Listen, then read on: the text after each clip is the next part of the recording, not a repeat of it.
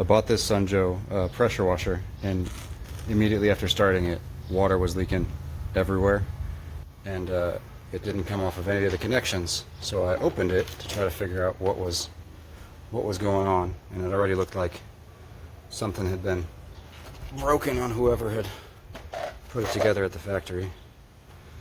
And then I wanted to see where it might be leaking from, so I went and tried to reconnect the hose. Here, see if I can make it easy to see. So like whatever this is, I don't know what the term for this is, the whole thing is just cracked from the factory. So this was never going to work.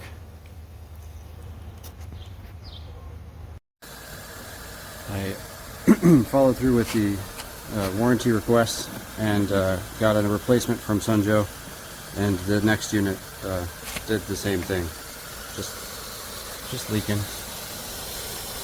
I'm pretty sure the same thing is broken. With that being said, it still looks like it gets decent, I don't know, something.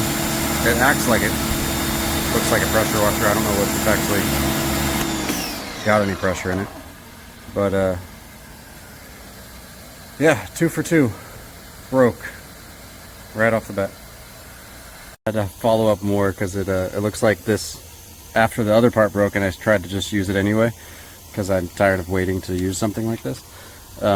This piece broke as well, so as soon as I turn it on, it just goes nuts. So yeah, it's just so far a pretty awful product.